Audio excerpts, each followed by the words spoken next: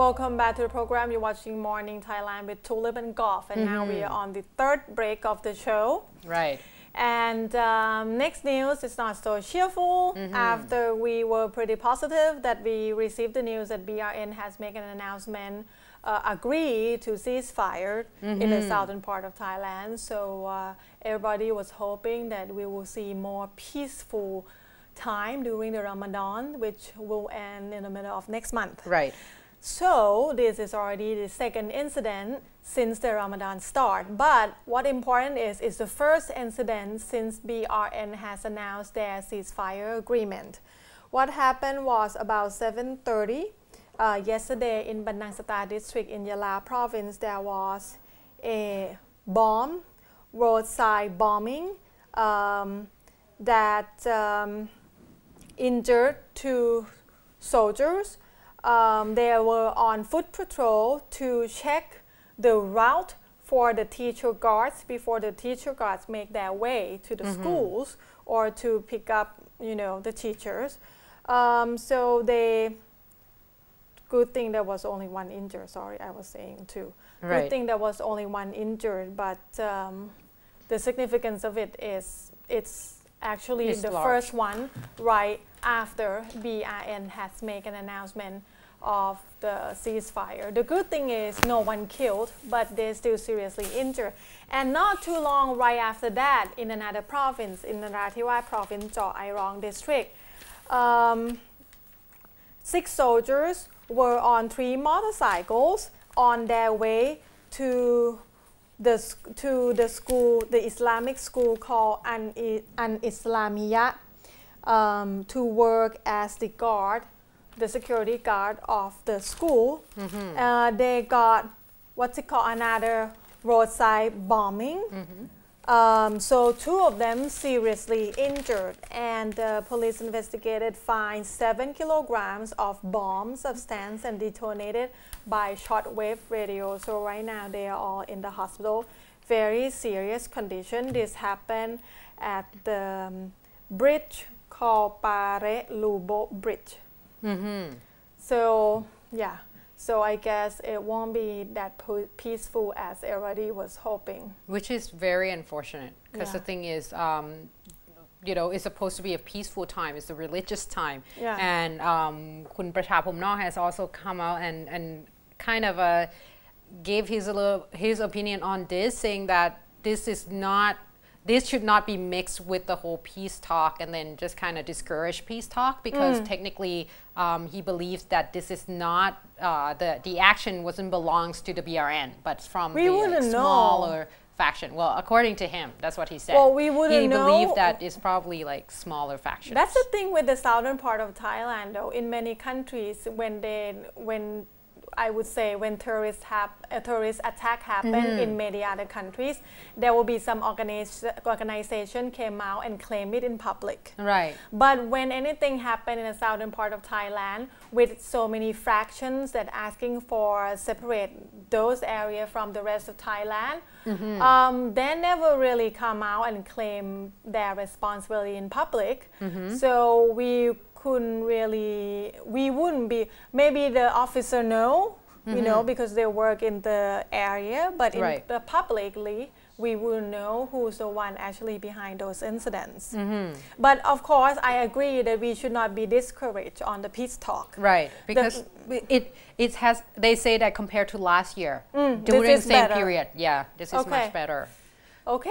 So, and the thing is, yesterday we kind of talked about it a little bit, saying that if we tried not talking before and it didn't work, then maybe we should try talking, and if it's worked, then it's worked, right? But at least, you're not doing the same thing and hoping for the same result. True. At least they try to explore other means. And this is a peaceful means. So hopefully we were not going to have to report any more southern violence, because it's not fun. Now, let's move on to another case that is not exactly fun. Like yesterday I reported, you're not here, Kun Tulip, but you're missing the whole saga of the consumer. Let me get this straight. The Foundation for Consumer Protection? Yeah. Has came out and talked about the samples that they have made. Now, they actually tested 46 brands of rice to try to see whether or not there's any kind of contamination, because obviously there will be a period like the fumigation, so on and so forth, because they have one of those I don't know, like rice insects that, you know, they need to kill. However, there has been a lot of the Foundation for Consumers, excuse me, that's what they call it. They say that there has been a lot of talk and arguments and uncertainties in terms of whether or not there's a contamination. So this particular Foundation for Consumers has came out, and of course, like I said yesterday, that they tested it, and they say that there was only 12 samples out of 46 that contain no traces of residues. The 34 of them actually found over the amount of methyl bromide, they call it. Do they say the brand of the rice that doesn't have? I believe at the time they disclosed it, but however, it's not in the news. Now they say that the rice products were tested at a university and privately run laboratories at a cost of 700,000 baht in order to, but she did not disclose the lab's names. Okay. And of course, you know, after this, when it came out yesterday, the Prime Minister the reporter just kind of just run to the Prime Minister and ask her all this question, because obviously this is one, they have evidence to back it up after the Prime Minister has came out and say that, you know, you shouldn't be worried about it. So yesterday at about 10 o'clock, Prime Minister and also the Defense Minister talked about this particular case and actually pleading. And she said that she's gonna, you know, have the whole test running, so on and so forth. But she pleaded with the Foundation for Consumers, saying that if in the future, or any foundation for this matter, in the future, if you're going to test anything like this, maybe contact with the Public Health Ministry and then work together, because she said that it could create problems when, you know, each of the group just came out and then released information to the public and not working together. But isn't Food and Drug also came out and say they had tested some of those brands as well, and they get pretty similar result in terms of which brand carry about how many percentage of the contamination. But the thing is, I was listening to radio yesterday, and one of the question is, yes, a lot of brands have residue that's safe in terms of WHO standard.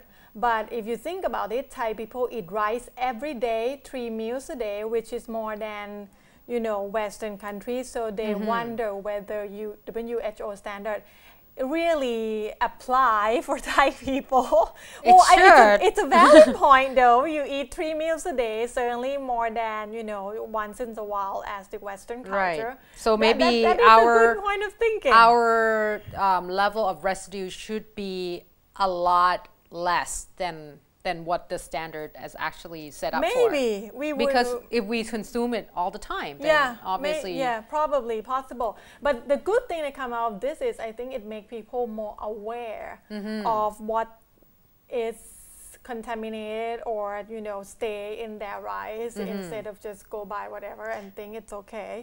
At least this incident, this whole thing, make people come back and really look at quality of life, I would say. But that's the thing too, just to add to that, the thing is, at this point, even though a lot of people were saying that maybe we shouldn't say too much about it due to the fact that, you know, the consumer confidence and even like foreign investors' confidence in terms of exporting to China or any other country, but not talking about it at all doesn't make it go away. Right. So I think talking about it is good.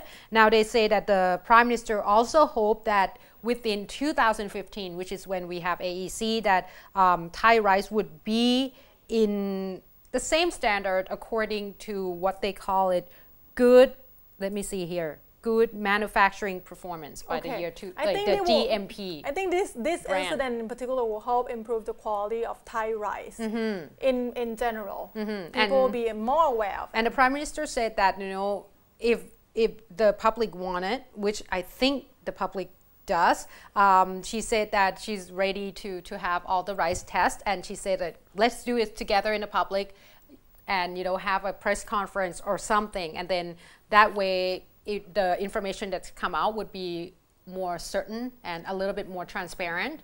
And I think we would love to hear about the brands that doesn't have the residues. That will be on my top list in grocery shopping. Exactly. And I think it's good that the Consumer Protection Foundation do it in Liberty without tied to any government organization, any private organization in particular, so they can show their honesty and their sincerity. Exactly. So I could see, I could understand why the Prime Minister want them to work together. I think she's afraid the public will get panic. Yeah, exactly. But I think this is like a check and balance thing. It's good to have two parties doing it together, and then you compare it. Yeah. And what to worry if you have something, to reference it to, then do it. And the thing is, if the government wants this to die down, then maybe you should move a little bit faster than the private sector in terms of trying to investigate this, because we have been talking about this for a while. True. So maybe this is one of the things that could create a better confidence. Now let's take a short break. I think Kun Shane has a very interesting news in terms of giving out tablets to the local administrative body or something like that. So please stay tuned.